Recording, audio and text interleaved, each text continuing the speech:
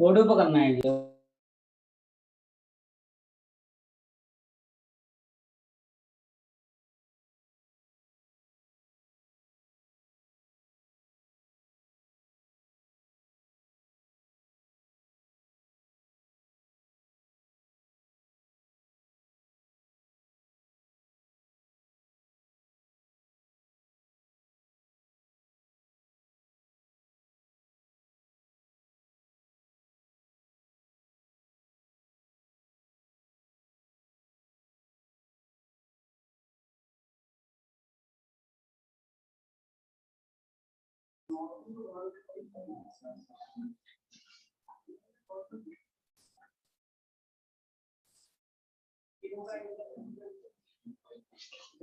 चलो।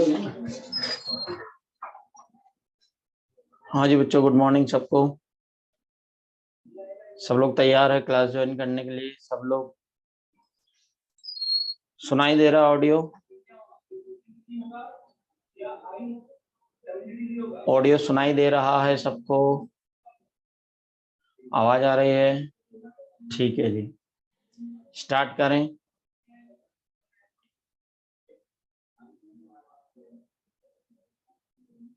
पिछले टर्न के कोई डाउट्स वगैरह हो तो बताइए। पिछले टर्न्स के कुछ डाउट हो तो बताइए, एक बार एक्सप्लेन कर देंगे जल्दी से उनको।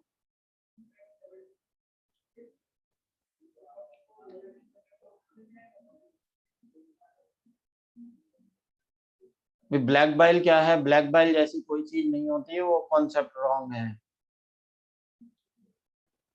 सर एंटी सीरम वैक्सीन नहीं है, बिल्कुल नहीं है। एंटी सीरम में रेडीमेड एंटीबॉडी होते हैं और वैक्सीन में एंटीजन होते हैं, एंटीबॉडीज नहीं। इन्नेट इम्यूनिटी को एक्टिव पैसिव में डिफर नहीं किया है बच्चों। वो मॉड्यूल में जो आपको जो दिया है ना, वो प्रेजेंटेशन जो है मॉड्यूल के अंदर, अगर अपन देखेंगे तो वहाँ एरो गलत लगा हुआ है। वो एक्चुअली एक्वायर्ड इम्यूनिटी के नीचे एरो लगना चाहिए। मास्क रिमूव नहीं करेंगे क्योंकि कोरोना गाइडलाइन से बच्चे। इम्यूनिटी वाला फ्लो चार्ट अगर आप देखोगे तो इम्यूनिटी दो टाइप की थी, एक इन्नेट और एक एक्वायर्ड। इन्नेट इम्यूनिटी की अगर हम बात करें तो वो बाय बर्थ थी। कॉन्जेनेटल मतलब नॉन स्पेसिफिक, मतलब सबके लिए एक जैसा बिहेवियर। और जो एक्वायर्ड इम्यूनिटी थी वो आफ्टर बर्थ है और स्पेसिफिक है। आफ्टर बर्थ और स्पेसिफिक है, और इसलिए अपन कह रहे हैं कि वो क्या है, एक्वायर्ड इम्यूनिटी है। फिर एक्वायर्ड इम्यूनिटी दो तरह की है। अगर आपका इम्यून सिस्टम पार्ट ले रहा है, अगर आपका इम्यून सिस्टम पार्ट ले रहा है तो अपन उसको बोल रहे हैं एक्टिव इम्यूनिटी। और अगर आपके इम्यून सिस्टम का पार्ट नहीं है तो अपन उसको बोलेंगे पैसिव इम्यूनिटी। अगर आप खुद लड़के एंटीबॉडी बना रहे हैं तो एक्टिव इम्यूनिटी, और अगर आप एंटीबॉडी नहीं बना रहे हैं तो पैसिव इम्यूनिटी है। किसी दूसरे एनिमल से अगर आप एंटीबॉडी ले रहे हैं या किसी दूसरे इंसान से आप एंटीबॉडी ले रहे हैं तो वो क्या हो जाएगी, वो हो जाएगी पैसिव इम्यूनिटी। अपन देख रहे हैं, अगर एंटीजन आपकी बॉडी में अपने आप आ जाता है, अगर एंटीजन अपने आप आ जाता है, जैसे इन्फेक्शन, इन्फेक्शन अपन जानबूझ के नहीं लेके आते हैं, इन्फेक्शन अपने आप हो जाता है तो उसको अपन बोलेंगे नेचुरल। लेकिन आप खुद लड़के एंटीबॉडी बना रहे हैं तो हम उसको बोलेंगे नेचुरल एक्टिव। दूसरा वैक्सीन, वैक्सीन हम जानबूझ के अपनी बॉडी में ले रहे हैं तो वो हो जाएगा आर्टिफिशियल। आर्टिफिशियल, लेकिन एंटीबॉडी खुद लड़के बना रहे हैं तो आर्टिफिशियल एक्टिव। ठीक है। और उधर अपन बात कर रहे हैं पैसिव इम्यूनिटी में, तो आईजीजी आईजीए वो मदर बना के देती है, मदर बना के देती है। उसके अंदर बच्चे के इम्यून सिस्टम का रोल नहीं होता, इसलिए पैसिव। ऐसे एंटी सीरम एंटी वेनम, ये हॉर्स का सीरम होता है, इसलिए भी क्या होता है, पैसिव। ये भी क्या होता है, पैसिव। ब्लड ग्रुप ए को ब्लड ग्रुप बी से मिक्स कर देंगे तो एग्लूटिनेशन हो जाएगा, वहां भी एंटीबॉडी होती है। वैक्सीन में बिल्कुल एंटीजन इंजेक्ट करते हैं, भाई वायरस और बैक्टीरिया हमारे शरीर में स्किन के थ्रू नहीं जाते हैं, लेकिन फंगस तो लग सकती है ना, फंगस तो डेड डिकेइंग मटेरियल पर ही लगती है, इसलिए ज्यादातर स्किन पर क्या होते हैं, फंगल इन्फेक्शन होते हैं। एंटीजन कोई भी सब्सटेंस जो आपकी बॉडी में एंटीबॉडी प्रोडक्शन कर देता है वो एंटीजन होता है। ऑप्सोनाइजेशन मतलब एंटीजन एंटीबॉडी रिएक्शन। कोलोस्ट्रम होता है मदर का फर्स्ट मिल्क जो येलो कलर का होता है, उसमें आईजीए एंटीबॉडी होती है। सीरम होता है plasma minus clotting factor. Corona virus skin से नहीं जाएगा क्योंकि skin as a barrier function करती है। किसी को बाय बर्थ पोलियो रहता है तो बाय बर्थ पोलियो इसलिए रहता है क्योंकि वो अंदर ही इन्फेक्ट हो चुका है। कोरोना के अगेंस्ट एंटीबॉडी बनेगी अगर आप जिंदा बच गए उसके बाद। तो टेटनस वैक्सीन में टीटी अगर आप ले रहे हैं तो वो एज अ एंटीजन ले रहे हैं, और अगर एटीएस अगर आप ले रहे हैं एंटी टेटनस सीरम तो वो आप एंटीबॉडी ले रहे हैं। सीरम मतलब plasma minus clotting factors. Serum मतलब प्लाज्मा माइनस क्लॉटिंग फैक्टर। अब आप आज का टॉपिक शुरू करते हैं अपन, इन्नेट इम्यूनिटी। आज का टॉपिक क्या है, इन्नेट इम्यूनिटी है। और इन्नेट इम्यूनिटी में सबसे पहले अपन को याद ही है कि ये क्या होता है। इन्नेट इम्यूनिटी जो है वो नॉन स्पेसिफिक है। कैसा है ये इन्नेट इम्यूनिटी, कैसा है ये, नॉन स्पेसिफिक है। It is non specific. इसका मतलब हर एक एंटीजन के लिए अलग व्यवहार करता है। जैसे मान लीजिए हर एक एंटीजन के लिए एक जैसा व्यवहार करता है तो अपन इसको बोलेंगे नॉन स्पेसिफिक। अगर हर एक एंटीजन के लिए एक जैसा व्यवहार करता है तो अपन इसको क्या बोलेंगे, नॉन स्पेसिफिक। ठीक है, हर एक एंटीजन के लिए एक जैसा व्यवहार तो नॉन स्पेसिफिक। अब क्लियर ऑडियो है वैसे शुक्ला। अब देखिए, जैसे मान लीजिए अगर कोई बैक्टीरिया आकर के आपकी स्किन पर चिपक जाता है तो वो उसको एंट्री मिलेगी या नहीं, नहीं मिलेगी ना। अगर कोई बैक्टीरिया आपकी स्किन पर आकर के अटैच हो जाता है तो उसको एंट्री मिलेगी या नहीं, नहीं मिलेगी। अच्छा, वायरस अगर स्किन पर ही चिपका रहता है तो एंट्री मिलेगी या नहीं, नहीं मिलेगी। इसका मतलब अपन कह रहे हैं कि जो स्किन है वो नॉन स्पेसिफिकली बिहेव कर रही है, ना बैक्टीरिया को अंदर जाने दे रही है ना वायरस को अंदर जाने दे रही है, सबके लिए एक जैसा बिहेवियर है तो नॉन स्पेसिफिक।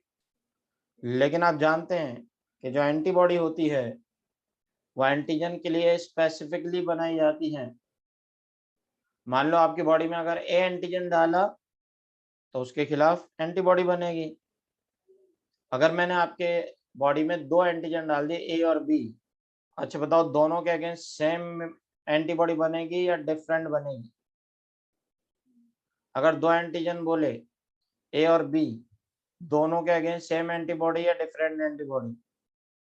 अच्छा मान लीजिए एक बच्चे ने पोलियो की दवा पी, एक बच्चे ने पोलियो की दवा पी, तो बताइए पोलियो से बचेगा या कोरोना से बच जाएगा,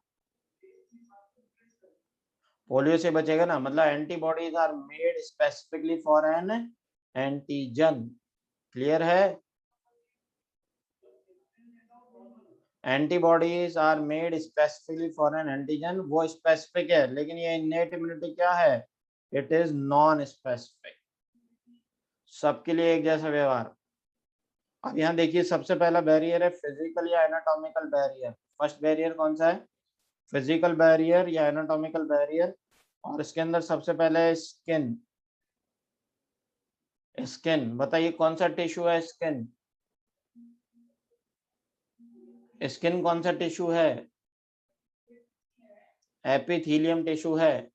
और एपिथेलियम टिश्यू बताइए क्लोजली पैक्ड है या लूजली अरेंज है, क्लोजली पैक्ड है। अच्छा, स्किन की outermost layer stratum corneum. Outermost layer of skin, stratum corneum. It is a living layer or dead layer? Stratum corneum is living or dead? अरे dead है ना, और डेड होने के बाद यहां से पैथोजन एंट्री होगी या नहीं? नहीं होगी। तो क्या स्किन एक बैरियर की तरह काम कर रही है? Skin act as a barrier, yes. अच्छा, ये जो इन्नेट इम्यूनिटी होती है, it is non specific and found in plants and animals. तो it is found in both plants and animals. Plants में भी मिलेगी और एनिमल्स में भी मिलेगी, बोथ प्लांट्स एंड एनिमल्स। अच्छा, जैसे हमारे अंदर स्किन है, वैसे प्लांट में क्या होती है? बार्क। जैसे हमारे अंदर स्किन है, वैसे प्लांट में क्या है? बार्क। अच्छा, बार्क लिविंग है, डेड है? बार्क लिविंग है, डेड है? डेड है। तो वो भी इसको प्रोटेक्ट कर रही है। जैसा अपने में स्किन, वैसे प्लांट में बार्क। और इसलिए अपन बोल रहे हैं कि innate immunity is found in both plants and animals. First barrier होगा आपका स्किन। फर्स्ट बैरियर स्किन हो गया। जब तक आपकी स्किन सही सलामत है, आप इन्फेक्टेड नहीं हो पाएंगे या इन्फेक्शन के चांसेस बहुत कम होंगे। लेकिन अगर किसी इंसान की स्किन जल गई है, सोचो 90% बर्न हो गया है, अच्छा, अब उसमें इन्फेक्शन के चांसेस ज्यादा हैं या कम है? अरे 90% बर्न हो गया वो, तो फिर ज्यादा है ना, क्योंकि उसका फर्स्ट बैरियर खत्म हो गया है। फर्स्ट बैरियर स्किन खत्म हो गया है, तो उसके मरने के चांसेस ज्यादा हैं। अब देखिए, जहां स्किन नहीं वहां क्या है? Mucus coating. जहां स्किन नहीं वहां क्या है? म्यूकस कोटिंग है। अच्छा बताइए, our respiratory passage is protected by, our respiratory passage is protected by mucus. अच्छा, digestive tract is protected by mucus. Next, urogenital tract is protected by mucus. तो जहां स्किन नहीं वहां क्या है? म्यूकस है, म्यूकस मेम्ब्रेन है। और अगर कोई बैक्टीरिया नोज के थ्रू एंट्री करता है, अगर कोई बैक्टीरिया नोज के थ्रू जाना चाहता है, बताइए जा पाएगा या चिपक जाएगा? अरे स्टिक हो जाएगा ना, चिपक जाएगा। क्यों? क्योंकि यहाँ पर क्या है? म्यूकस है। और जहां म्यूकस होती है वहां सीलिया प्रेजेंट होते हैं एपिथेलियम टिश्यू में, याद होगा। और सीलिया उसको धक्का मार करके निकाल देगा, ऐसा सत्यम पांडे जी कह रहे हैं। तो फिर बताइए, इतनी आसानी से बीमार हो जाएंगे क्या? नहीं होंगे। फिर आप बोलोगे सर फिर कोरोना तो चला जाता है। अरे वो भी तो बीमार करने की कसम खा के आया है ना? नहीं, और वो लगातार कोशिश कर रहा है। कभी स्किन से जाने की कोशिश करता है, कभी नाक से, कभी मुंह से, कभी ना कभी तो सक्सेसफुल हो ही जाता है। लेकिन हमारी बॉडी में क्या हर बार हम बीमार पड़ते हैं पैथोजन आने पर? हर बार पैथोजन आने पर बीमार नहीं पड़ते ना। क्यों? क्योंकि उसको ज्यादा का टाइम हमारे बैरियर्स ही रोक लेते हैं। लेकिन सोचो अगर बैरियर फेल हो गया तो तब हम बीमार हो जाएंगे। तो फर्स्ट बैरियर है अपना फिजिकल बैरियर। फर्स्ट बैरियर कौन सा हुआ? फिजिकल बैरियर या एनाटॉमिकल बैरियर। और एनाटॉमिकल बैरियर में क्या है? Skin and mucus coating of epithelium. तो skin and mucus coating compares the physical barrier या एनाटॉमिकल बैरियर। उसके बाद बात करते हैं फिजियोलॉजिकल बैरियर। और फिजियोलॉजिकल बैरियर में आ जाएंगे सेल सीक्रेशन।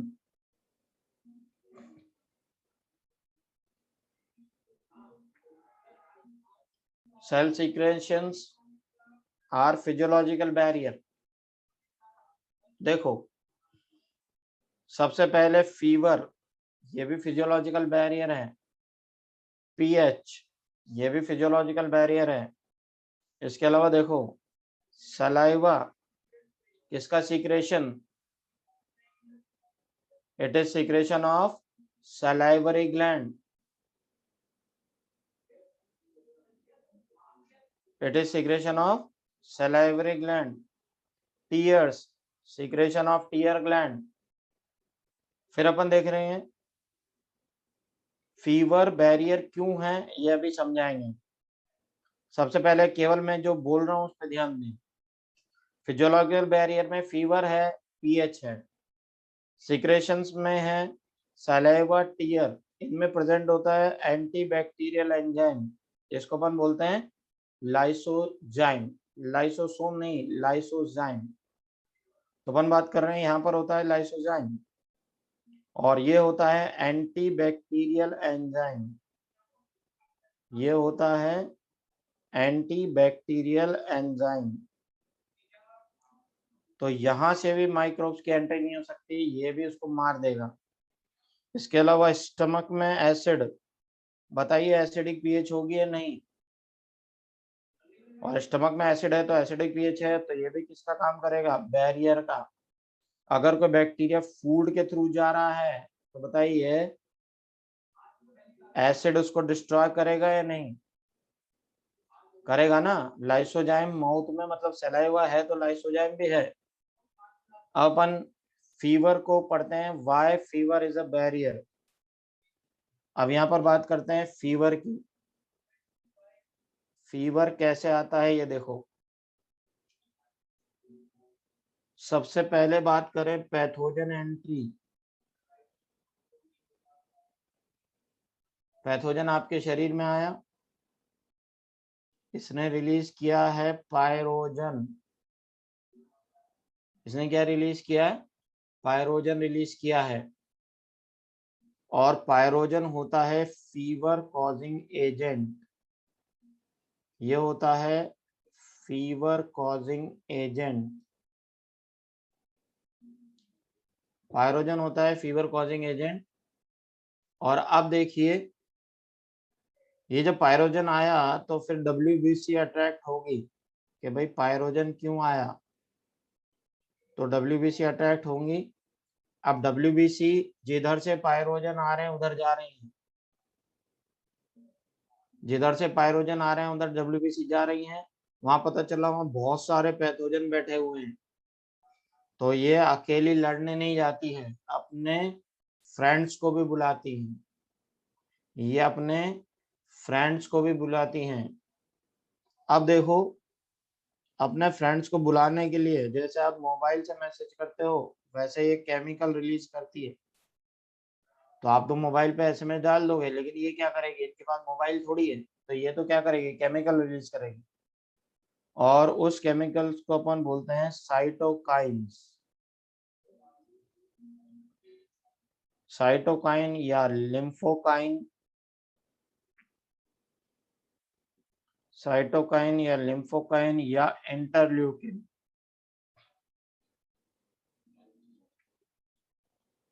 और ये जो साइटोकाइन, लिम्फोकाइन या इंटरल्यूकिन होते हैं, ये दूसरी डब्ल्यूबीसी को साइट ऑफ इंटरेक्शन पर अट्रैक्ट करते हैं। तो ये दूसरी डब्ल्यूबीसी हैं, ये कह रही है भैया अपने साथियों ने बुलाया है जल्दी जल्दी चलो। तो यहाँ पर ये दूसरे डब्ल्यूबीसी हैं जो जल्दी जल्दी आ रहे हैं इन्फेक्शन की साइट पर।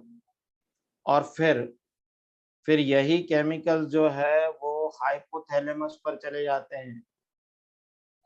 यही केमिकल्स कहाँ चले जाते हैं, हाइपोथैलेमस पर चले जाते हैं। और हाइपोथैलेमस पर जाने से वहां से बॉडी टेम्परेचर इंक्रीज होने लगता है, वहां से बॉडी टेम्परेचर इंक्रीज होने लगता है। और इंक्रीज बॉडी टेम्परेचर को अपन बोलते हैं condition of fever.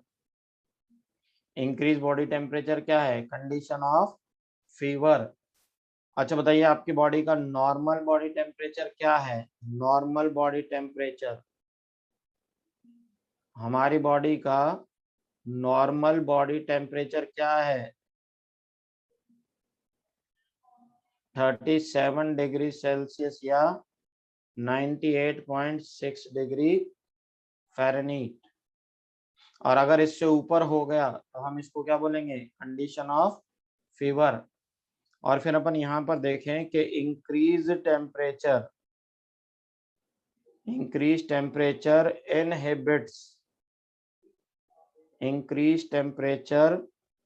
inhibits the microbial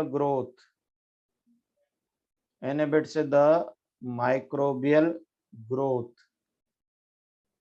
अरे बढ़ा हुआ टेम्परेचर माइक्रोबियल ग्रोथ को इनहिबिट कर देता है।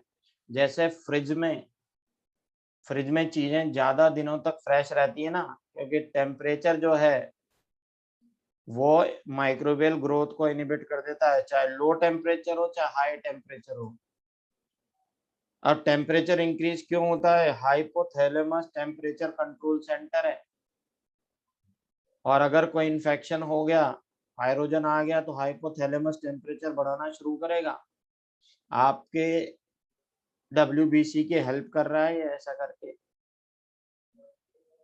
और WBC की हेल्प होगी, पैथोजन की ग्रोथ रुक जाएगी, तो WBC उनको आसानी से मार देगी। अच्छा बताइए, तो फिर पैथोजन आने पर फीवर नहीं हुआ, तो fever is not a disease, it is immune response. क्या बोलेंगे?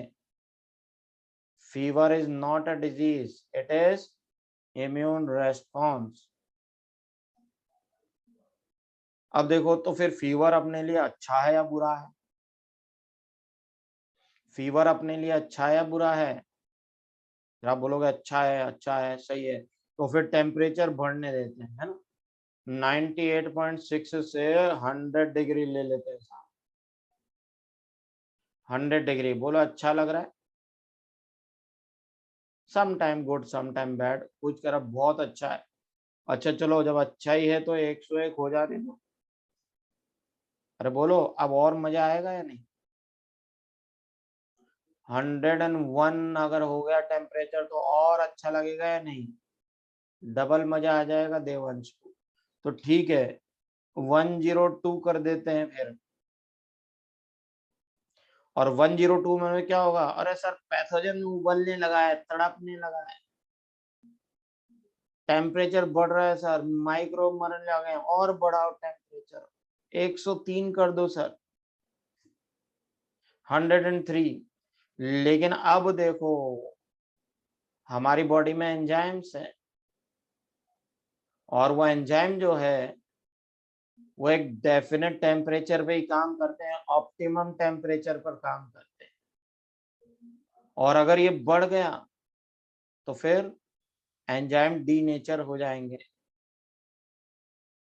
फेब्राइल कन्वल्शंस आने लग जाएंगे, बुखार के दौरे पड़ने लगेंगे, इंसान पागलों जैसी हरकत करने लगेगा, कोमा में भी जा सकता है, बेहोश भी हो सकता है। लेकिन जब तक ये सिक्रेशन आना बंद नहीं होंगे तब तक हाइपोथैलेमस टेम्परेचर डाउन नहीं करेगा। तो फिर अपने को क्या करना है? अपने को बॉडी टेम्परेचर कम करने के लिए बाहर से ठंडे पानी से अपनी बॉडी को साफ करना पड़ेगा, कपड़ा लेकर के ठंडी पट्टी करनी पड़ेगी। उसको अपन बोलेंगे कोल्ड स्पॉन्जिंग। क्या बोला जाएगा? Cold sponging. अपन जो ठंडे पानी की पट्टी कर रहे हैं वो कोल्ड स्पॉन्जिंग बोलते हैं।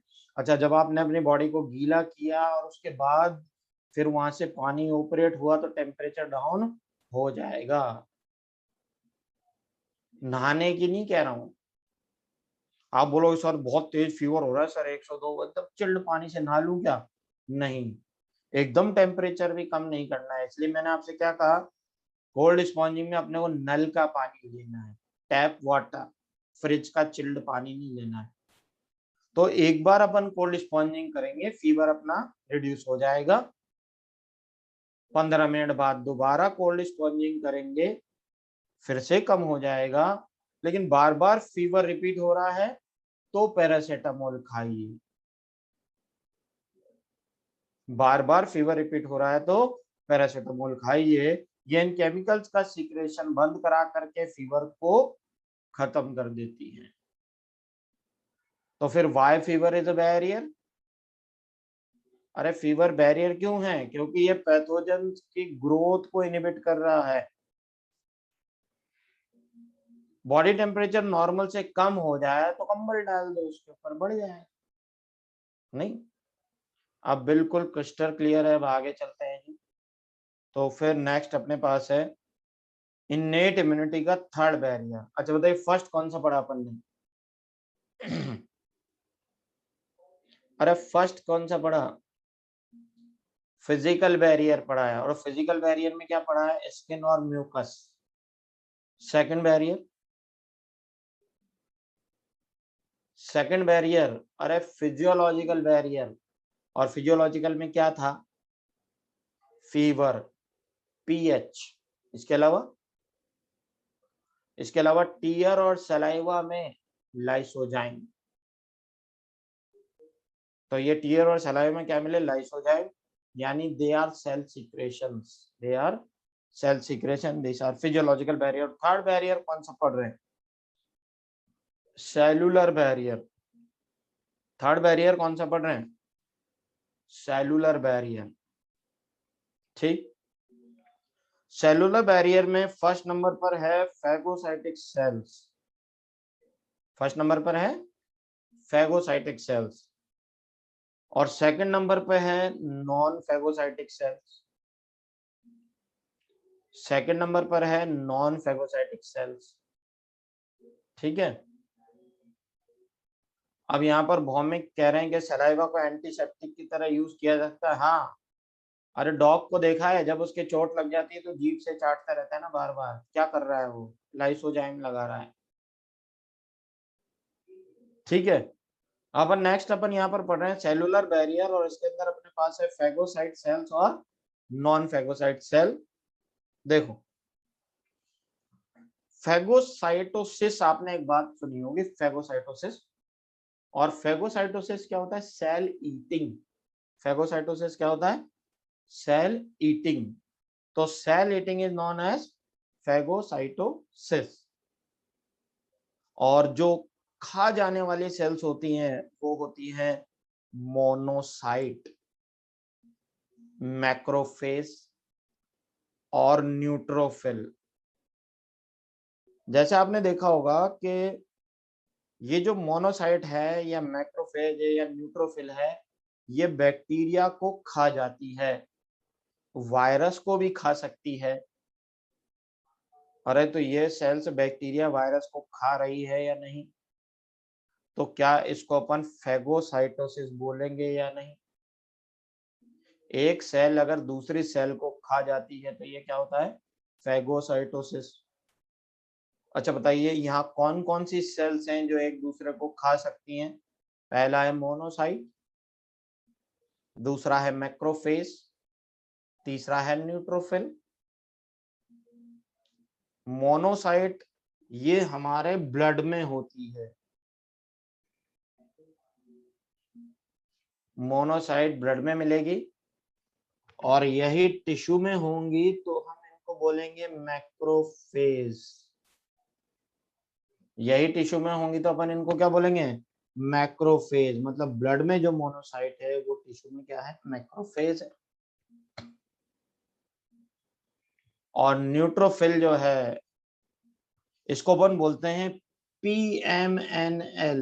इसको क्या कहा जाता है? PMNL, polymorphonuclear leucocyte. Polymorphonuclear leucocyte. P से है पॉली, M से है मॉर्फो, N से है न्यूक्लियर, ल्यूकोसाइट मतलब WBC। ऐसी WBC जो अपनी न्यूक्लियस मॉर्फोलॉजी में पॉलीमॉर्फिज्म दिखाए।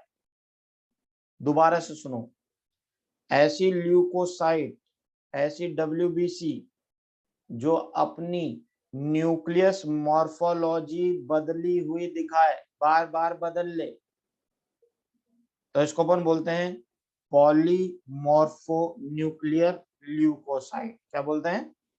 पॉलीमॉर्फोन्यूक्लियर ल्यूकोसाइट, यानी PMNL।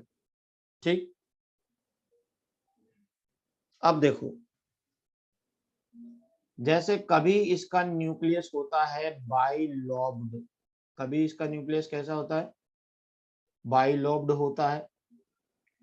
कभी इसका न्यूक्लियस होता है मल्टीलॉब्ड, कभी इसका न्यूक्लियस होता है मल्टीलॉब्ड। फिर इसका न्यूक्लियस कभी कभी होता है हॉर्स शू शेप, कभी इसका न्यूक्लियस होता है horse shoe like, horse shoe shape का होता है। तो ऐसे में अपन कह रहे हैं यहाँ न्यूक्लियस अलग अलग मॉर्फोलॉजी के दिख रहे हैं, इसलिए अपन क्या बोल रहे हैं इसको? Polymorphonuclear leucocyte, PMNL neutrophil. और सबसे ज्यादा हमारी बॉडी में यही होती है, मैक्सिमम होती है न्यूट्रोफिल। ये आपने 11th क्लास में लिखा है। L मतलब ल्यूकोसाइट मतलब WBC, L मतलब ल्यूकोसाइट मतलब WBC। अब देखो, जो फेगोसाइटिक सेल्स हैं वो तो खा जाएंगी, जैसे मोनोसाइट है, अगर ब्लड में कोई डिजीज कॉजिंग एजेंट आया तो ये पकड़ के खा जाएगी। मैक्रोफेज, अगर टिश्यू में कोई डिजीज कॉजिंग एजेंट है तो मैक्रोफेज खा जाएगी। तो इस तरह से अपन बात कर रहे हैं कि ये फेगोसाइटिक सेल्स हैं, और ये लाइसोसोम नहीं, ये WBC हैं। क्या है ये? लाइसोसोम नहीं, ये WBC है। अब यहाँ देखो, ये खाती कैसे हैं तो ये डायग्राम से क्लियर होगा। ये खाती कैसे हैं तो ये डायग्राम से क्लियर होगा। सबसे पहले देखिए, ये यहाँ पर एक माइक्रोब आ रहा है। सबसे पहले यहाँ पर क्या आ रहा है?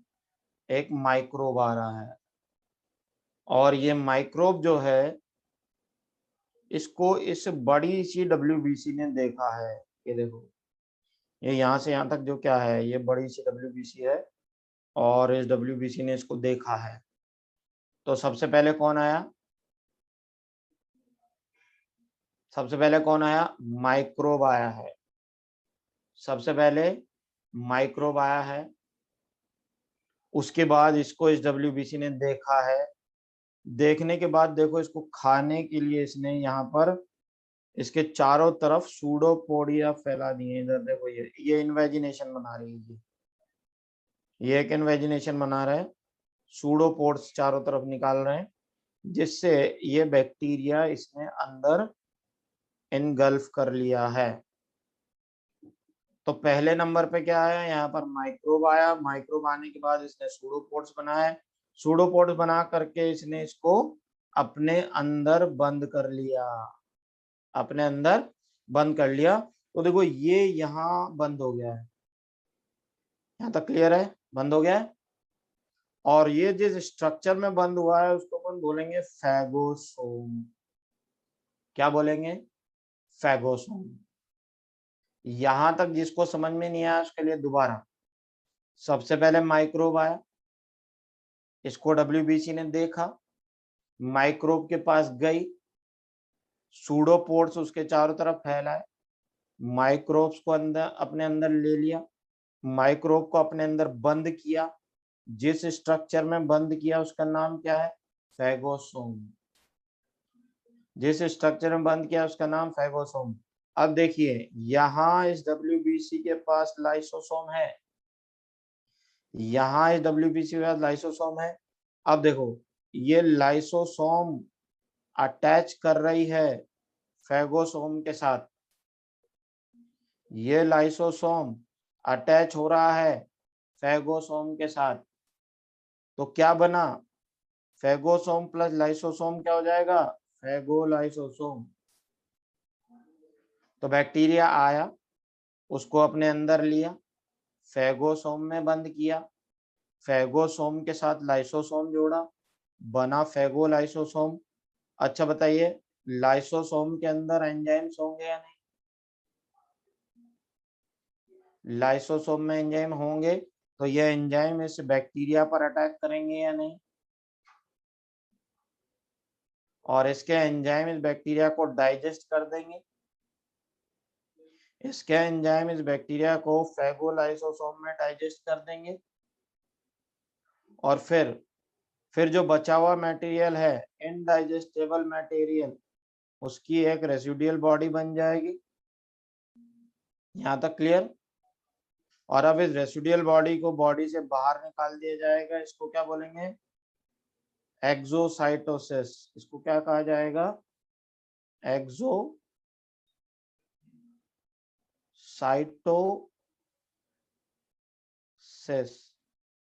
एक्सोसाइटोसिस। और ये जो पूरी प्रोसीजर है ये फेगोसाइटोसिस। पूरी प्रोसीजर क्या है? फेगोसाइटोसिस। अब देखो सबसे पहले क्या हुआ, फर्स्ट स्टेप कीमोटैक्सिस। देखो ये बैक्टीरिया आया, दोबारा से समझो, फर्स्ट स्टेप यहाँ लिखा हुआ है कीमोटैक्सिस, ये बैक्टीरिया आया। अरे बैक्टीरिया आया तो इसने केमिकल छोड़े, बैक्टीरिया आया तो केमिकल छोड़े, केमिकल छोड़े तो ये WBC अब इसके पास चल के जाएगी।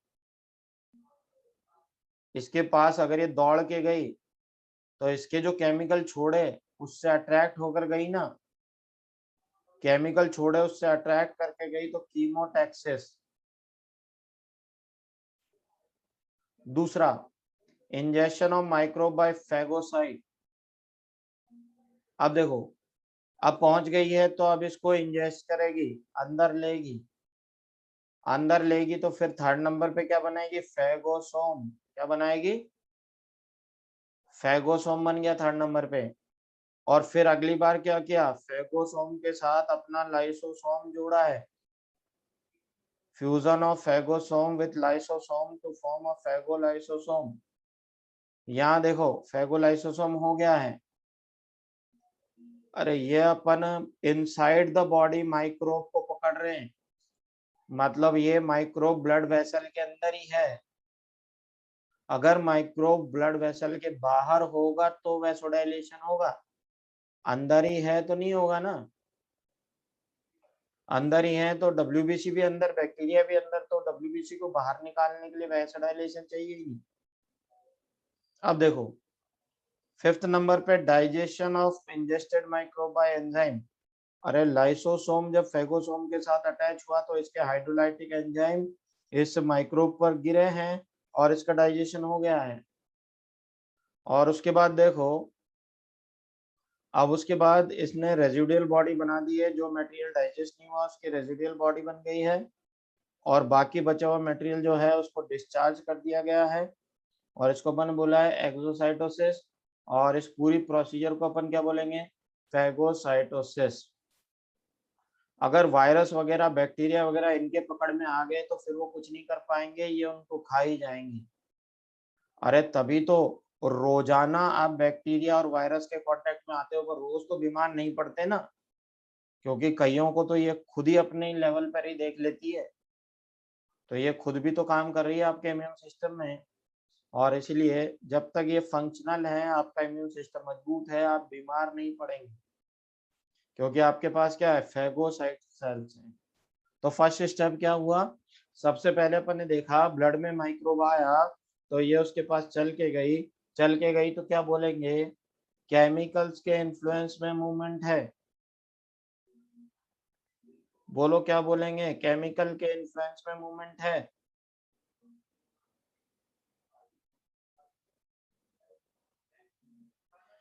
केमिकल्स के इन्फ्लुएंस में मूवमेंट है, कीमोटैक्सिस। क्या बोलेंगे?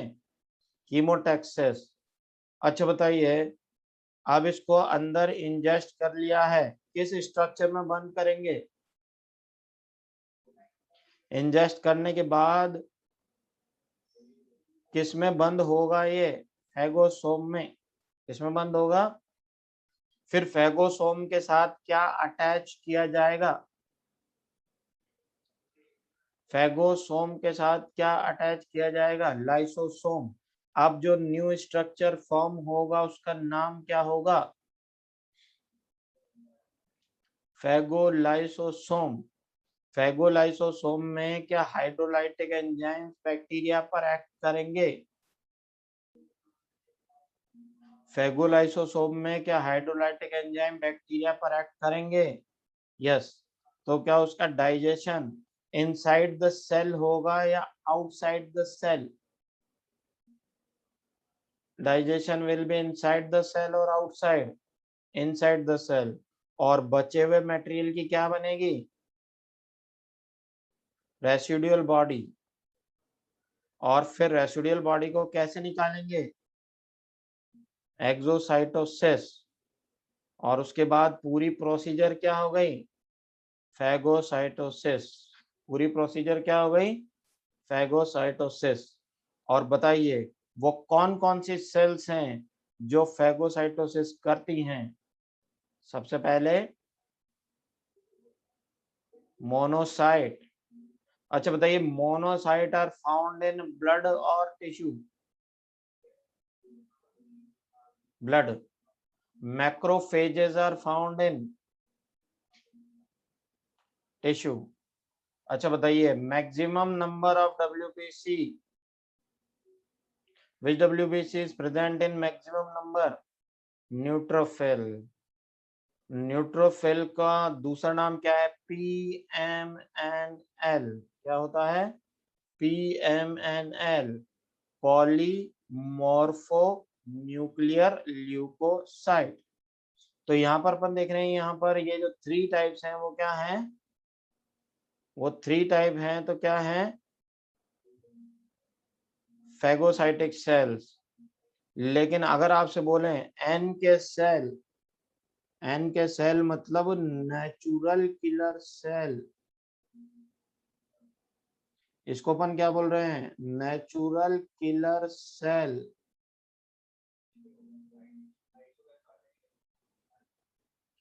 नेचुरल किलर सेल बताइए, फैगोसाइटिक सेल और नॉन फैगोसाइटिक सेल।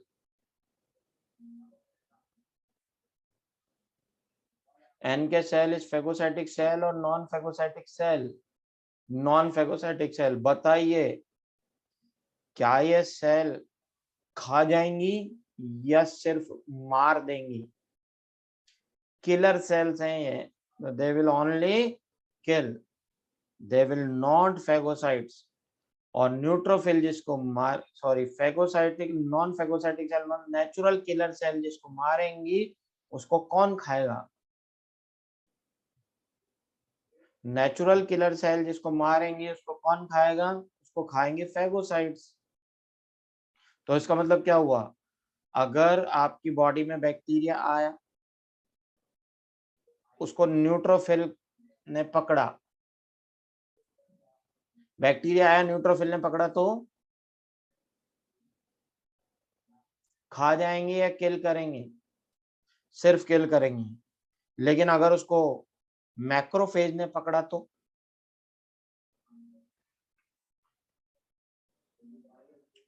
मैक्रोफेज ने पकड़ा तो खा जाएंगे। मैक्रोफेज ने पकड़ा तो खा जाएंगी।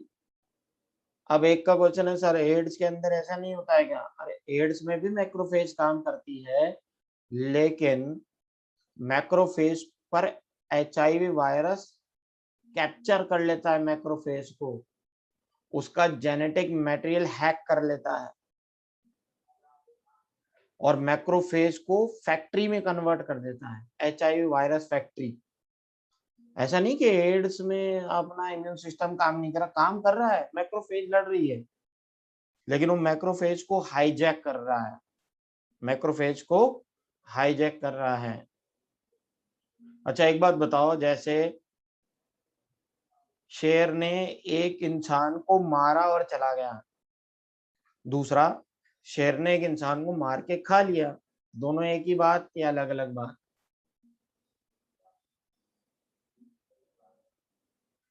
अलग अलग है ना। तो नेचुरल किलर सेल क्या है? नेचुरल किलर सेल क्या है? सिर्फ किलिंग करने वाली है, खाने वाली नहीं। खाने का काम है फैगोसाइट्स का। दोनों चीजें अलग अलग है। अब देखिए, अब यहाँ पर अपन ने फैगोसाइटोसिस पढ़ लिया, अब अपन पढ़ते हैं एन के सेल्स। क्या पढ़ते हैं? एन के सेल्स की बात करते हैं, तो यहाँ पर अपने पास है नॉन फेगोसाइटिक सेल या एन के सेल, और एनसीईआरटी में इसके लिए क्या लिख रहा है, large granular leucocyte, large granular leucocyte. अब देवांश शर्मा जी बार बार एक डाउट पूछ रहे हैं कि sir hypothalamus is able to cause increase in body temperature, तो फिर सर्दियों में क्यों नहीं बढ़ाता है, गर्मियों में क्यों नहीं घटाता है? तो भैया हाइपोथैलेमस अपने आप बॉडी टेम्परेचर घटा रहा है, बढ़ा रहा नहीं है, उसको स्टिमुलस दिया जा रहा है बॉडी टेम्परेचर बढ़ाने और घटाने के लिए, और इन्फेक्शन के केस में वो स्टिमुलस दे रहा है कौन, WBC या पैथोजन, समझ रहे हो? और वैसे भी आप बॉडी टेम्परेचर कांस्टेंट रख सकते हो एक लिमिट तक, आप वार्म ब्लडेड एनिमल्स हो, कोल्ड ब्लडेड नहीं। अपन बात करते हैं एन के सेल्स, और यहाँ पर एक बहुत ही इंपॉर्टेंट चीज जो एनसीईआरटी में लिखी है, नॉन फेगोसाइट्स का एग्जांपल अपन पढ़ रहे हैं एन के सेल, यानी नेचुरल किलर सेल। क्या पढ़ रहे हैं? Natural killer cell. और इसके बारे में लिख रहा है कि they are large granular leukocyte या they are large granular lymphocyte.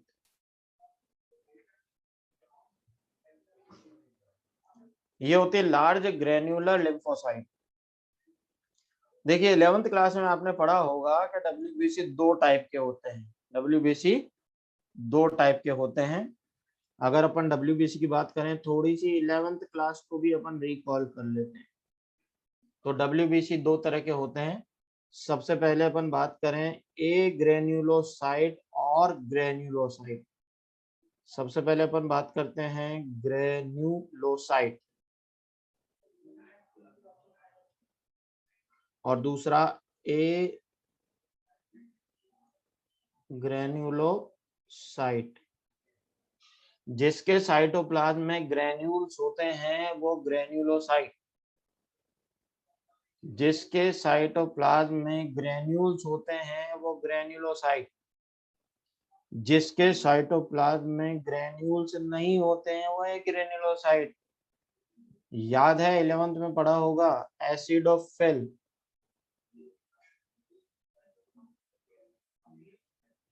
इयोसिनोफिल या एसिडोफिल।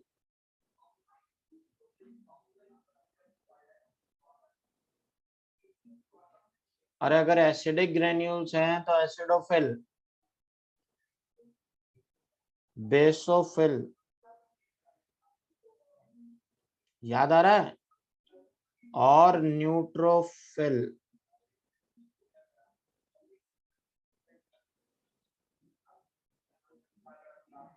अच्छा बताइए, एसिडोफिल, बेसोफिल और न्यूट्रोफिल,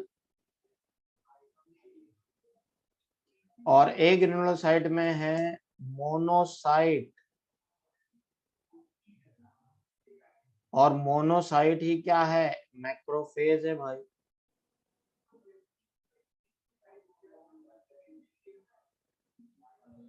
और 11th में आपने पढ़ा होगा कि it is a granulocyte but appears granular. बोलो, 11th में पढ़ा है ना, it is a granulocyte but appear granular due to lysosome. इसके अंदर ढेर सारे लाइसोसोम होते हैं, इसलिए ए ग्रेनुलोसाइट होते हुए भी ग्रेनुलर दिखती है कौन, मैक्रोफेज। नहीं पढ़ा है तो अभी पढ़ लिया ना। अच्छा बताइए, मैक्रोफेज ग्रेनुलोसाइट या ए ग्रेनुलोसाइट?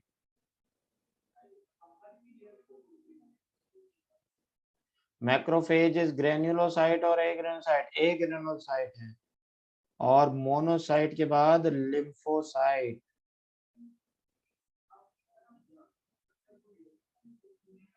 ये भी ए ग्रेनुलोसाइट है। अच्छा, इन सारे WBC में सबसे ज्यादा कौन सी है? फर्स्ट नंबर पर सबसे ज्यादा न्यूट्रोफिल, उसके बाद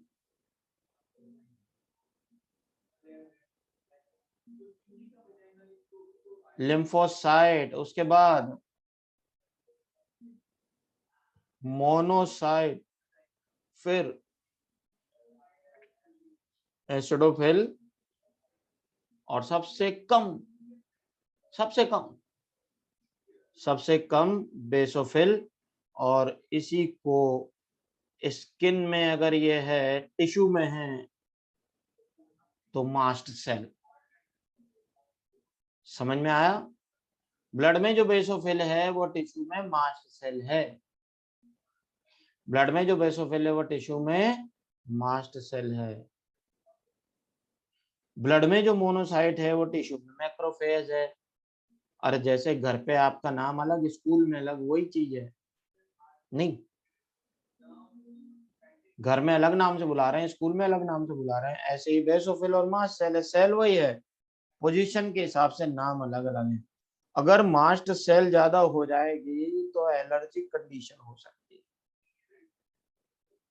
तो ये WBC के बारे में आपको आइडिया मिल गया है, अब तो थोड़ा क्लियर हुआ होगा। और ये जो NK सेल है ये क्या है? ये है लार्ज ग्रेन्युलर लिम्फोसाइट। क्या है ये? लार्ज ग्रेन्युलर लिम्फोसाइट है। और बताइए, ये फैगोसाइट या नॉन फैगोसाइट? खा जाएगी या केवल किल कर देगी? Only kills. अब साहब मारेगी कैसे ये देखिए, मारेगी कैसे ये देखिए। तो यहाँ अपनी NK सेल है, ये वाली अपनी NK सेल है जो रेड कलर से आपको दिखाई दे रही है। तो रेड कलर से दिखाई दे रही है वो क्या है? NK cell. ये जो आपको दिखाई दे रहा है रेड कलर से वो NK सेल है। अच्छा बताइए, ग्रेन्युलोसाइट या एग्रेनुलोसाइट? ये ग्रेन्युलर है, देखो यहाँ ग्रेन्युल दिख रहे हैं ना, ये सब। और इसके अंदर परफोरिन भरा पड़ा है, ये परफोरिन, ये वाला, ये परफोरिन। और ये है अपनी टारगेट सेल, मतलब जिसे ये मारेगी, जो इसका टारगेट सेल है। तो ये अपनी NK सेल, और ये जिस सेल को इसे मारना है NK सेल ने, वो टारगेट सेल है। ये बैक्टीरिया भी हो सकता है, ये वायरस भी हो सकता है, या ये वायरस इन्फेक्टेड सेल भी हो सकता है, या ये अपनी ही बॉडी की ट्यूमर सेल भी हो सकती है। टारगेट सेल कहने का मतलब है ये कोई भी सेल है जिसे इसको मारना है, वो टारगेट है इसके लिए। ट्यूमर सेल मतलब अपने बॉडी में ट्यूमर हो जाते हैं ना, वो भी तो सेल की वजह से ही होते हैं। तो उसको भी खत्म करने का काम इसी का होता है, NK सेल का। अगर ये उसके खिलाफ एक्टिव हो जाएंगी तो वो ट्यूमर खत्म होके रहेगा, चाहे वो कैंसर का ही क्यों ना हो। अब यहाँ बात करें, पर इनका एक्टिव होना जरूरी है उसके खिलाफ। स्टोन्स कोई सेल थोड़ी ना होते हैं। अब अपन बात करते हैं, यहाँ पर ये NK सेल है और ये टारगेट सेल है। ये NK सेल है और ये क्या है? ये टारगेट सेल है, जिसको इसे NK सेल को खत्म करना है। ये कोई फॉरेन सेल भी हो सकते हैं, जैसे बैक्टीरिया, वायरस। ये वायरस इन्फेक्टेड खुद की बॉडी की सेल भी हो सकती है, या ये ट्यूमर सेल भी हो सकती है, जो आपकी की बॉडी में सेल में ऑल्टरेशन होने पर ट्यूमर बन गया है, उसकी सेल भी हो सकती है। ये कोई भी सेल है। अब NK सेल ये इनेट इम्यूनिटी का पार्ट है, और ये आपकी बॉडी की हर एक सेल को पहचानता है। अब साहब इसके सामने ये एक बैक्टीरियल सेल आ गई। क्या आ गई? ये बैक्टीरियल सेल है, हमने इसको टारगेट सेल बोल दिया। अब बताइए कि इस बैक्टीरिया की बॉडी पर जो प्रोटीन होगा वो आपकी बॉडी के सेम होगा या डिफरेंट होगा? इस बैक्टीरिया की बॉडी पर जो प्रोटीन होगा वो आपकी बॉडी के सेम होगा या डिफरेंट होगा? डिफरेंट होगा ना। तो इसको ये आपकी बॉडी का पार्ट समझेगी या अलग समझेगी? अलग समझेगी ना। और अलग समझेगी तो बताओ, ये इसको जिंदा छोड़े या इसको मार देना सही है? इसको जिंदा छोड़े या इसको मार देना सही है? अरे आपकी बॉडी के अंदर कोई फॉरेन एजेंट आ गया है, जिंदा छोड़ेंगे या मार देंगे? बिल्कुल मार देना चाहिए। मारने के लिए क्या करेगी? इससे अटैच होगी, ये देखो ये अटैच हो गई,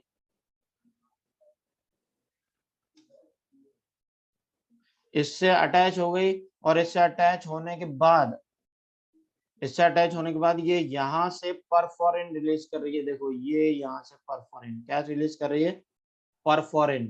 परफोरिन मतलब ऐसे केमिकल जो सामने वाली सेल के अंदर छेद बना दें, ये देखो इसने ये छेद बना दिए, परफोरिन लाइन पोर बन गए, क्या बन गए, परफोरिन लाइन पोर बन गए। तो देखो जैसे नेचुरल किलर सेल इस बैक्टीरिया से जुड़ी, इसने इसके ऊपर परफोरिन डाला, और परफोरिन डाला तो फिर इसके अंदर इतने छेद बन गए कि ये बेचारा कंफ्यूज हो गया, और इसके अंदर टिश्यू फ्लूइड भरने लगा है। देखें यहाँ लिखा हुआ है पानी, तो ये टिश्यू फ्लूइड भर रहा है, यहाँ से भी टिश्यू फ्लूइड भर रहा है, यहाँ से भी टिश्यू फ्लूइड भर रहा है, यहाँ से भी टिश्यू फ्लूइड भर रहा है। अरे परफोरिन ने छेद बनाए हैं, ऐसा केमिकल जो छेद बना दे वो परफोरिन, जो परफोरेशन कर दे वो परफोरिन। और परफोरिन गिरते ही इसकी बॉडी में इतने छेद बन गए, हर एक छेद से टिश्यू फ्लूइड या पानी अंदर आने लगा, और पानी अंदर आने लगा तो ये फूल रही है, और फूल रही है, और फूल रही है, और एक दिन बर्स्ट हो जाएगी। तो ये देखिए ये बर्स्ट हो गई है यहाँ पर, और ये बर्स्ट हो गई तो हमने इसको क्या कहा है, एपोप्टोसिस या प्रोग्राम सेल डेथ। इसको क्या कहा है अपन ने, एपोप्टोसिस या प्रोग्राम सेल डेथ। बोलिए यहां तक क्लियर या री एक्सप्लेन किया जाए।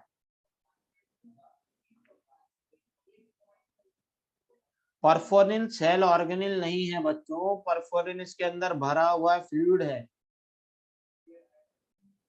परफोरिन एक केमिकल है जो नेचुरल किलर सेल के पास होता है। अरे जैसे मैक्रोफेज के पास लाइसोसोम होता है ना, वैसे इसके पास परफोरिन होता है। समरी देखिए, सबसे पहले ये बैक्टीरिया आपकी बॉडी में घुस गया, इसको एन के सेल ने देखा, एन के सेल ने पूछा कि भाई तू तो हमारी बॉडी का नहीं लगता है, तू कहाँ से आया है, और अगर तू नुकसान पहुंचाने आया तो हम तो ये जिंदा नहीं छोड़ने वाले हैं।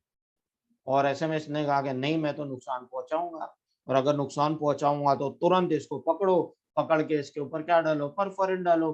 परफोरिन डालते हैं इसमें परफोरेशन हो जाएगा, परफोरिन 9 पोर बन जाएंगे, और परफोरिन 9 पोर बनने से टिश्यू फ्लूइड इसके अंदर घुसने लगेगा। टिश्यू फ्लूइड अंदर घुसेगा तो ये फूल करके फट जाएगा, फट जाएगा तो इसकी प्रोग्राम सेल डेथ हो गई, एपोप्टोसिस हो गई, और इसको बर्स्ट होने में सेकंड से भी कम लगेंगे, 1 सेकंड से भी कम टाइम लगेगा। और फिर बताओ अब ये बर्स्ट हो गया है ना, जैसे आपने एक बलून में हवा भरी और वो बर्स्ट हो गया, तो बताओ उसके टुकड़े टुकड़े हो जाएंगे, इधर उधर बिखर जाएंगे, और उन टुकड़ों को कौन खाएगा, उन टुकड़ों को कौन खाएगा, अरे उनको फेगोसाइट्स खाएंगे। नहीं, अब इसके जो बाकी बचे टुकड़े हैं ना वो फेगोसाइट्स खाएंगे। ये ब्लैक ट्रायंगल क्या है, ये रिसेप्टर्स हैं, ये रिसेप्टर हैं बैक्टीरिया के, जिससे ये चिपकेगी एन के सेल के साथ, या इसको पकड़ा जाएगा यहाँ से। तो सत्यम पांडे जी का डाउट अब क्लियर हो गया होगा। अच्छा जी, तो बताइए अब अपन ने सेलुलर बैरियर में कितने टाइप्स की सेल पढ़ी है, बोलिए फटाफट। परफोरिन का ही दूसरा नाम ग्रेन्जाइम होता है, another name of perforin is granzyme. अच्छा बताइए, 2 टाइप्स की पढ़ी है, जल्दी से बताइए कौन कौन सी पढ़ी है, शॉर्ट में लिख के बता दीजिए।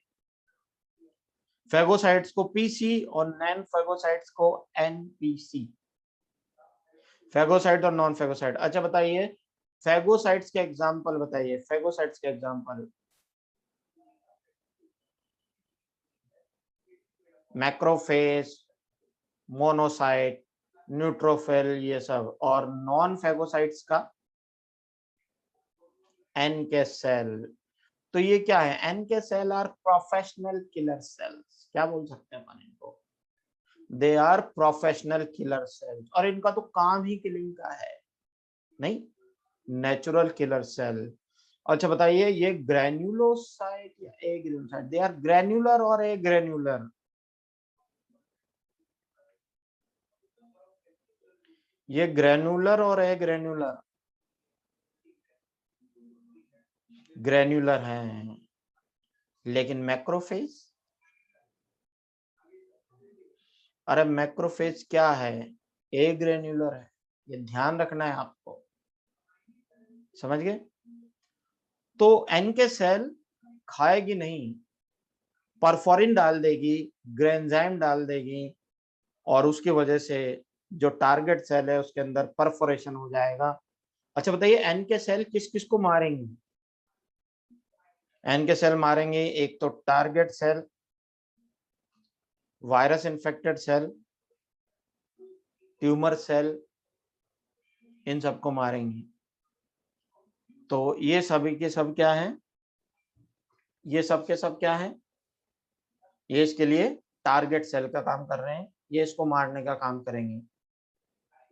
भाई हर एक सेल के पास लाइसोसोम नहीं है, यहाँ पर अपन बात कर रहे हैं, तो वो फेगोसाइटोसिस नहीं कर पाएंगे ना। तो जो सेल्स फेगोसाइटिस करेंगे वही फेगोसाइटोसिस करेंगे। जो नेचुरल किलर सेल हैं वो किलिंग का काम करेंगे। अपनी इम्यून सिस्टम में हर एक सेल का एक डेफिनेट फंक्शन फिक्स है पहले से। अच्छा एक बात बताइए कि ये एन के सेल जो है वो इनेट इम्यूनिटी का पार्ट है या एक्टिव एक्वायर्ड इम्यूनिटी का part? N K cell is part of innate और एक्वायर्ड? इनेट है तो नॉन स्पेसिफिक या स्पेसिफिक? नॉन स्पेसिफिक है। अच्छा बताइए, तो क्या बैक्टीरिया को आने पर, बैक्टीरिया आएगा तो मैक्रोफेज खा जाएगी या नहीं खाएगी? और वायरस आ जाएगा तो? वायरस आएगा तो खाएगी या छोड़ देगी? बोला नहीं नहीं, आप तो वायरस हो ना, आप तो जाओ, हम तो सिर्फ बैक्टीरिया को ही खाते हैं। अरे तो बताइए, दोनों के खिलाफ एक जैसा व्यवहार है या नहीं, एक जैसा बिहेवियर है या नहीं? अरे दोनों के खिलाफ एक जैसा बिहेवियर है तो स्पेसिफिक या non specific?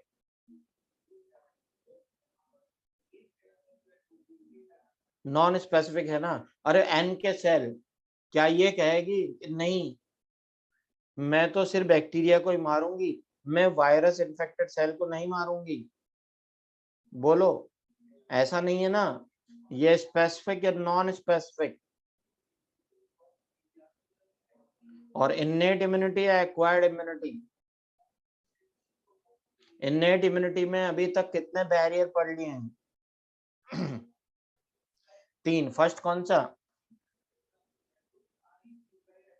Physical. Second physiological. Third cellular. Third cellular. ठीक है, आगे चले। Fourth barrier cytokine barrier. Fourth barrier cytokine barrier. और साइटोकाइन बैरियर में है इंटरफेरॉन्स। साइटोकाइन बैरियर में क्या है? इंटरफेरॉन। एनसीईआरटी जब आप पढ़ेंगे, साइटोकाइन बैरियर में आपको इंटरफेरॉन मिलेगा। क्या मिलेगा? Interferon are included in which barrier? Cytokine barrier. अब देखिए, व्हाट इज इंटरफेरॉन? अगर आपसे पूछे व्हाट इज इंटरफेरॉन, तो बोले antiviral protein made up of 270 amino acids. Antiviral protein made up of 270 amino acid. तो ये बने होते हैं किससे? 270 अमीनो एसिड से बने होते हैं।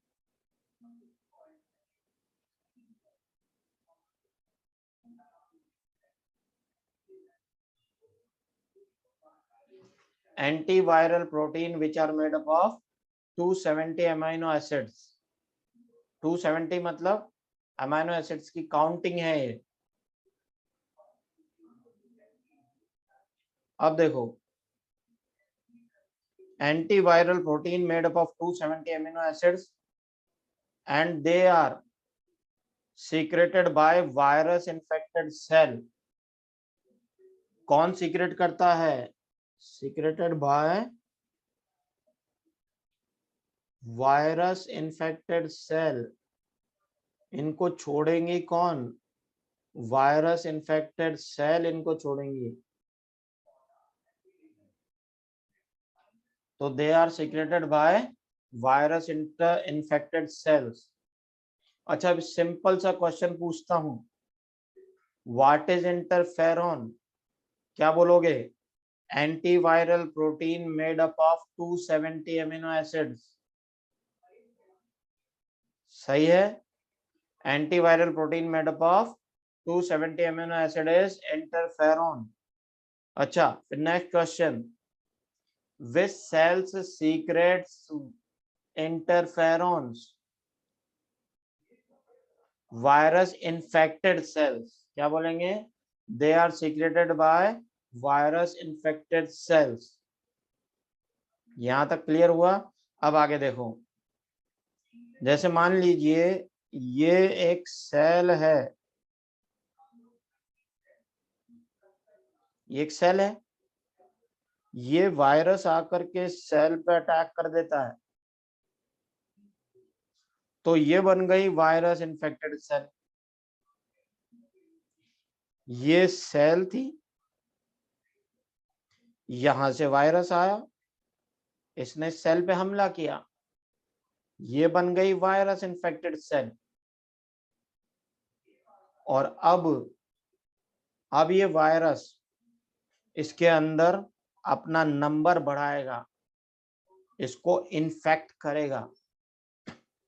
ये सेल सोच रही है मैं तो वायरल इन्फेक्शन से परेशान हो चुकी हूं, ये वायरस मुझे नुकसान भी पहुंचा रहा है, लेकिन ये जो हेल्दी सेल्स मेरे आसपास हैं, मैं इन्हें बचा लूं। ये सेल थी, इस पर वायरस का अटैक हुआ, ये वायरस इन्फेक्टेड सेल हो गई। अब वायरस इसमें अपनी लाइफ साइकिल चलाएगा, अब वायरस इसमें लाइफ साइकिल चलाएगा, और वायरस में लाइफ साइकिल चलाएगा तो यार ढेर सारे वायरस प्रोड्यूस होंगे। ये सेल सोच रही है मेरे नेबरिंग के जो हेल्दी सेल्स हैं, ये भी हेल्दी सेल्स हैं, ये भी हेल्दी सेल्स हैं, और मैं कम से कम इन हेल्दी सेल्स को तो बचा ही सकती हूँ। तो ये क्या कर रही है, ये सेल जो है ये एक 270 अमीनो एसिड से बना हुआ एक केमिकल रिलीज कर रही है, और उस केमिकल को हम क्या बोल रहे हैं? उसको अपन बोल रहे हैं इंटरफेरॉन। उसको अपन क्या बोल रहे हैं? इंटरफेरॉन। अब ये इंटरफेरॉन किसने छोड़ा? It is secreted by virus infected cell. यहां से ये इंटरफेरॉन निकला, ये देखिए, ये जो रेड रेड कलर का है ना, ये इंटरफेरॉन है। ये रेड रेड डॉट जो बने हुए हैं यहाँ पर, ये इंटरफेरॉन है। ये इंटरफेरॉन कहाँ जाके जुड़ रहा है? ये यहाँ अटैच हो रहा है, देखिए अटैच हो गया, और ये हेल्दी सेल्स के पर बाइंड हो रहा है, हेल्दी सेल्स के रिसेप्टर पे बाइंड हो रहा है। जैसे ही इंटरफेरॉन हेल्दी सेल्स के रिसेप्टर पर बाइंड हुआ, जैसे इंटरफेरॉन हेल्दी सेल्स के रिसेप्टर पे बाइंड हुआ, हेल्दी सेल्स ने अपने अंदर बनाया टीआईपी। क्या बनाया? टीआईपी। अब देखो, टीआईपी की फुल फॉर्म इसको बोलते हैं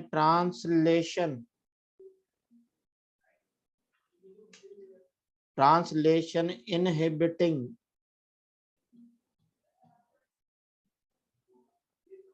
protein. Translation inhibiting protein, TIP मतलब ट्रांसलेशन इनहिबिटिंग प्रोटीन। अच्छा बताइए, कोई भी हेल्दी सेल टीआईपी कब बनाएगी? कोई भी हेल्दी सेल टीआईपी कब बनाएगी? जब इंटरफेरॉन उसके रिसेप्टर पर अटैच होगा, तो हेल्दी सेल्स अपने अंदर क्या बनाएगी? टीआईपी बनाएगी। हेल्दी सेल अपने अंदर क्या बनाएगी, टीआईपी बनाएगी। और बताइए टीआईपी क्या है, ट्रांसलेशन इनहिबिटिंग प्रोटीन। ये वायरस के ट्रांसलेशन को रोक देगा, stops translation of virus, stops translation of virus. ये वायरस के ट्रांसलेशन को रोक देगा। अच्छा बताइए, अब हेल्दी सेल्स के अंदर टीआईपी बन गया है, ट्रांसलेशन इनहिबिटिंग प्रोटीन बन गया है, तो ये वायरस के ट्रांसलेशन को रोकेगा। और अब अगर ये इन्फेक्टेड सेल से बहुत सारे वायरस रिलीज होते हैं, तो ये वायरस अंदर जाएंगे, ये वायरस अंदर जाएंगे, ये यहाँ चले गए, लेकिन ये वायरस अपनी कॉपी नहीं बना पाएंगे, इनएक्टिव हो जाएंगे। क्या हो जाएंगे, इनएक्टिव हो जाएंगे।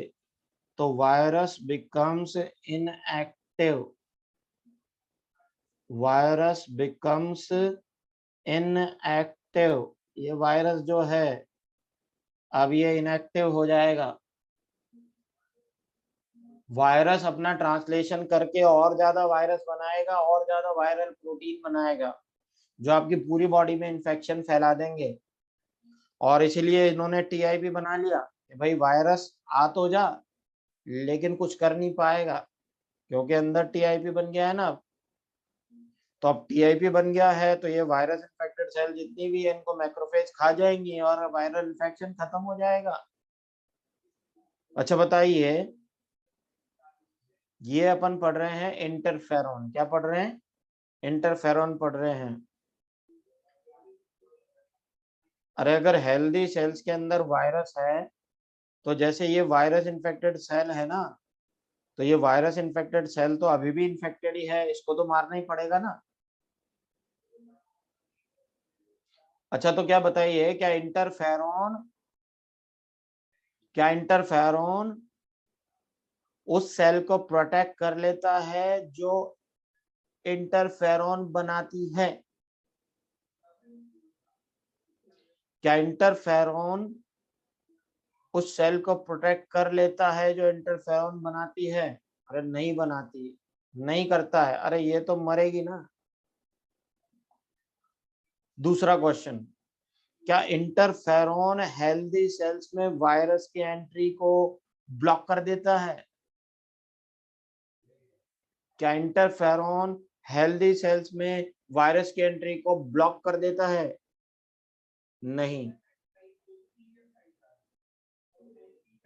क्या इंटरफेरॉन वायरस को मार देता है? क्या इंटरफेरॉन वायरस को मार देता है? नहीं। अरे तो करता क्या है? It only inactivates the virus by making TIP inside healthy cells. It only inactivates the virus by making TIP inside the healthy cells. और अपन कह रहे हैं कि interferon are species specific, not virus specific. अरे इंटरफेरॉन सभी virus के against काम करेगा या नहीं? इन्नेट इम्यूनिटी पढ़ रहे हो या एक्वायर्ड? इन्नेट इम्यूनिटी में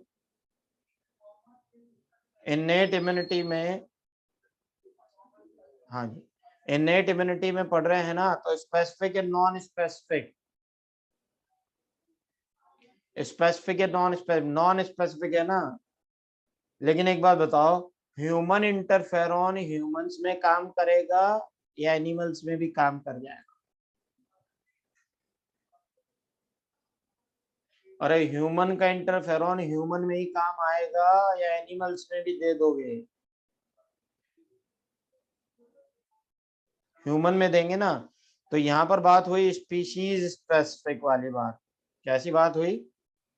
स्पीशीज स्पेसिफिक वाली बात। But they are not virus specific. और इंटरफेरॉन जो बन रहा है वो सभी वायरल इन्फेक्शन से बचा रहा है। इसलिए अपन बोलेंगे they are not virus specific. ठीक है, तो ये अपने पास था इंटरफेरॉन। क्या था ये अपने पास? ये अपने पास था इंटरफेरॉन। अच्छा, मैं आपसे 2-4 क्वेश्चन पूछ लेता हूँ। कोविड में भी इंटरफेरॉन बनेंगे, कोविड में भी इंटरफेरॉन बनेंगे। इंटरफेरॉन पर बेस्ड आप ट्रीटमेंट कर सकते हैं। और कोविड में जिसको एक बार कोविड हो गया है और वो सरवाइव कर गया है, अगर जिसको कोविड हो गया और वो बच गया है तो उसकी बॉडी में एंटीबॉडी बन गए हैं, तो वो अपने एंटीबॉडी डोनेट करके यानी प्लाज्मा डोनेट करके दूसरों को कोविड से ठीक करवा सकता है, जल्दी रिकवर करवा सकता है। समझ रहे हमारी बात आपके? तो वो कोविड से जल्दी रिकवर करवा सकता है। अच्छा बताइए, what is interferon? It is antiviral protein. It is antiviral protein and it is made up of how many amino acids? 270 amino acid and it is secreted by virus infected cell। क्या interferon अपने बनाने वाले cell को बचाएगा? क्या ये healthy cells में virus के एंट्री को रोकेगा? क्या ये वायरस को किल कर देगा? नहीं। अरे देखो, ना तो इसने इस सेल को बचाया, न यहां एंट्री रोकी, न वायरस को मारा, सिर्फ इनएक्टिव करेगा। कैसे करेगा? By making TIP in healthy cells and they are species specific not virus specific. ये क्या होते हैं?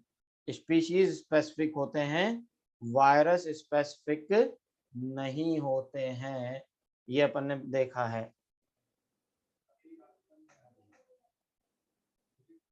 फिर भी वायरस बॉडी में क्यों फैलता है?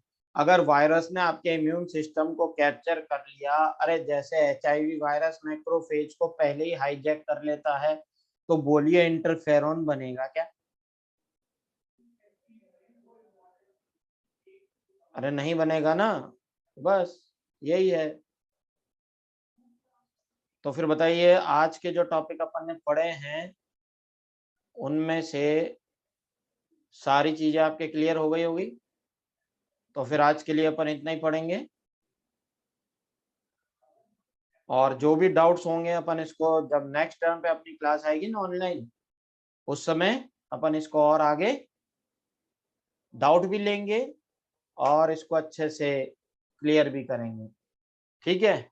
एन के सेल वाली स्लाइड जो है आप उसको खुद देखो, ढंग से अच्छे से समझ में आ जाएगी। 2-3 बार आपको समझा ही चुके हैं। चलिए जी बच्चों, थैंक यू वेरी मच। क्या रिक्वेस्ट है बोलिए? अगर हमको पोलियो है, अगर रोज अलग अलग चैप्टर पढ़ाए जा रहे हैं सर, तो बच्चे मेन क्लास में भी ऑफलाइन में भी आप अलग अलग ही पढ़ते हो ना। बायो की 2 टॉपिक चल रहे हैं आपके, ह्यूमन हेल्थ एंड डिजीज, तो एक तो वो पढ़ोगे, जेनेटिक्स चल रहा है तो एक वो पढ़ोगे। नहीं,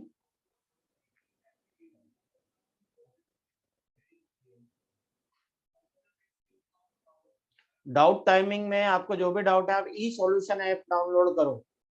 ई सॉल्यूशन ऐप डाउनलोड करो, उसके ऊपर आपको सारे सॉल्यूशंस मिल जाएंगे। इसके हैंडआउट आपको मिल जाएंगे अभी 4 घंटे बाद। ठीक है बच्चों, थैंक यू वेरी मच।